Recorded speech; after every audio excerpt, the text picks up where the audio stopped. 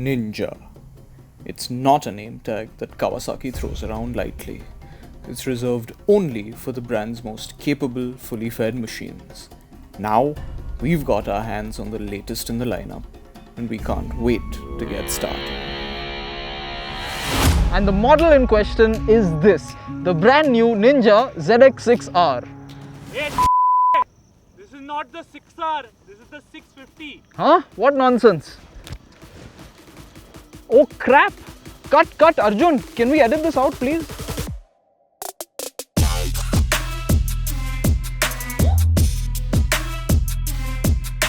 Hey, Kawasaki, see what happens when you make every bike from the ZX25R to the ZX6R to the Versys 1000 look pretty much the same? Anyway, in my defense, I walked up to the bike in the middle of the night, so you'll forgive me for the mix-up. After an hour or two of rewriting my lines, I was good to go once again. Okay, second time around, we're doing this right. This is the updated Ninja 650 BS6. It gets a new look, obviously, a cleaner burning engine, also obviously, and a new TFT dash among other things. It's also joined in the BS6 era by this, the Z650 BS6. It's largely the same bike underneath, and it's received its own share of similar updates, which is why it now looks like a shrunken ZH2 or Z900. We're going to be riding both these bikes today to figure out how much of an effect these changes have made, and by the end of it, you should be able to figure out which one of these is better suited to you. So let's attack the elephant in the room, this styling. The Z gets even stronger Sugoi design language, with the biggest change being this mean-looking LED headlight. It makes the bike look pretty fresh, even though underneath not much has changed. At the opposite end of things, the trademark Z-shaped tail lamp is a real thing of beauty. Obviously on the Ninja, this isn't just a sticker facelift either. The fairing, headlights and front screen have all been redone to give the 650 the new family look. Whether it's for better or worse is for you to judge, but in the time that we spent on board the Ninja, it turned quite a lot of heads and attracted quite a lot of kitna deti hai. The look certainly has an X factor, so the bike gets an X tail lamp in place of the Z's Z. A lot of bikes have figuratively gone green recently, but these 650s have taken things literally and added a little more of Kawasaki's signature shade to their paint jobs. Those fancy schmancy LED headlights, unlike most other LEDs we've tested so far, are actually pretty great at their job. Once you dive in for a closer look, you'll see this fancy new TFT dash. Now these screens are popping up a dime a dozen, but Kawasaki's unit is well laid out, crisp, clear and bright. Things like gear position, speed and even RPM are easy to read at a glance, which is commendable for a digital design. Unfortunately, one thing you can't do here is receive on-screen navigation, which is a bit of a letdown. We also couldn't get the screen to show us call notifications, which it should be able to do on paper. This, combined with the fact that you have to use the screen from these buttons here rather than directional buttons on the switch clusters, makes it a little frustrating, and we feel the screen is underutilized. Right, you fiddled with all the settings on the dash, the millennial inside you is fulfilled. You're now ready to thumb the starter and get going. As soon as you do this, there's going to be a massive smile on your face, because in the BS6 era, this engine has got a new rottier, sportier soundtrack.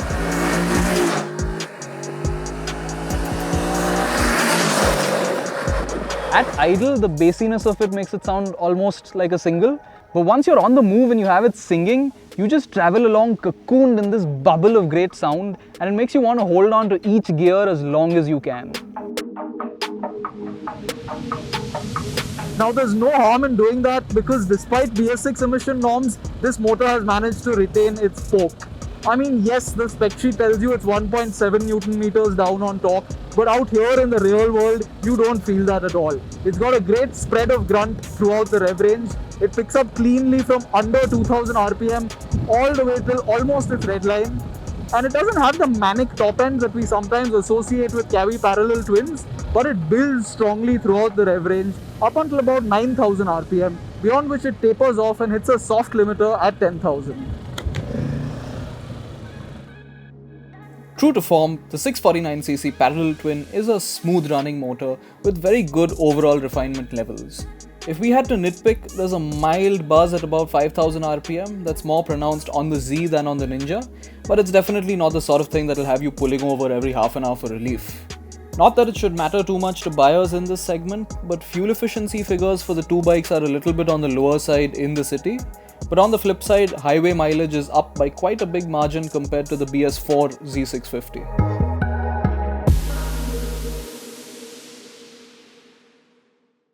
So far, so good. And so far, both bikes have performed quite similarly. But then that's what you'd expect because they both have identical engines. But then they also have nearly identical underpinnings and cycle parts. So do they ride and handle similarly too? No, absolutely not.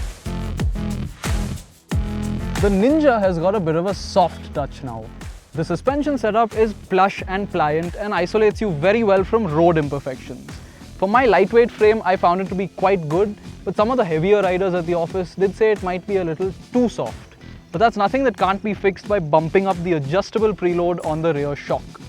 But bumping up preload is something you will not want to do on the Z because its stock setup is quite stiff.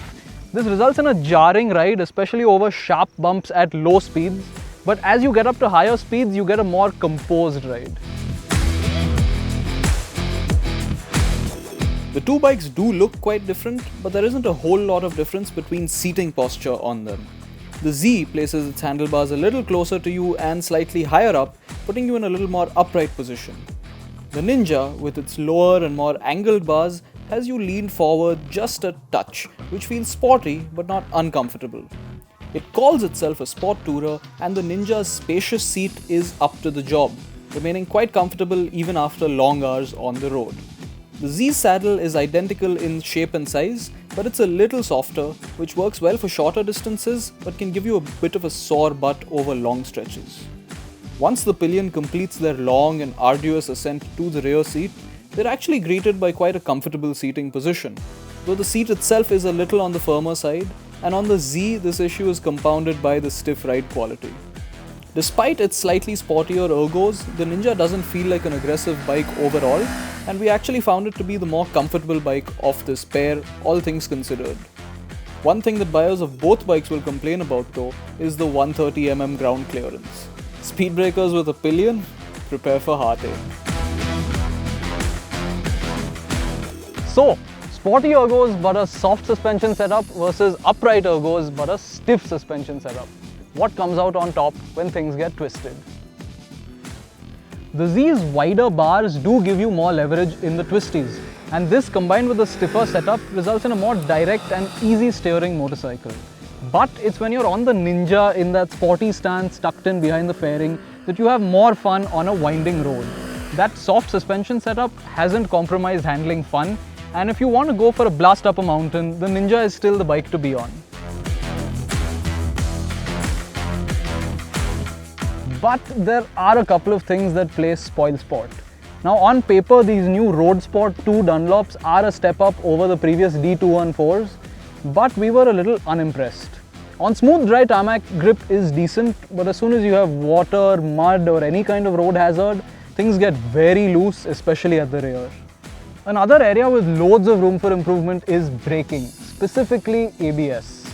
At the front, the system kicks in very prematurely, and when it does, it releases brake pressure in a big way and for far too long, resulting in very long brake distances. The rear is the opposite story. On many occasions, we found it to kick in only after the tyre had already locked up. These symptoms point toward the ABS being poorly calibrated, which isn't a major issue, but unfortunately it's something that can only be fixed by the manufacturer. What you as a potential buyer could do is swap out the tyres for something grippier, which will not only rid you of the underwhelming Dunlops, but the extra adhesion could also mitigate the ABS issues. This shouldn't be too hard because both bikes use standard tyre sizes with loads of options available.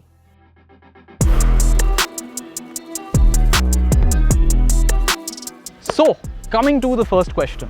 How much of a difference have these changes actually made? Well, quite a bit. The Ninja has become an even more balanced and versatile motorcycle. I mean, yes, it's a little down on torque and a little slower than the old bike, but it's actually become even more engaging to ride, and it sounds a lot better too. And to a great extent, those last two things go hand in hand. Throw in the wicked new look and the fancy new features, and it's safe to say that the Ninja's improvements outweigh the little tire and ABS niggles. The Z is a whole different kettle of fish. It was once the most pragmatic and sensible model in the 650 lineup, but in this BS6 generation, it's become a lot harder to live with. I mean, yes, it's got the same motor as that playful puppy over there, but the crude and unsophisticated suspension setup greatly detracts from the everyday usability of this bike. We did feel that the BS4Z was a little too soft and wallowy, but Kawasaki has taken things a little too far in the opposite direction with the BS6 version. And for that reason, the Ninja is our pick of the bunch. And the fact that it's only 30,000 rupees more expensive makes this a no-brainer. Now, I wonder when Kawasaki might actually give us that updated ZX6R.